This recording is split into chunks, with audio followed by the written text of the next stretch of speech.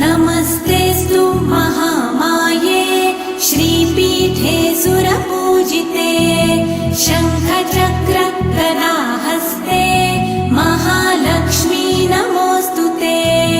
नमस्ते गरुडारूढे कोलासुरभयङ्करी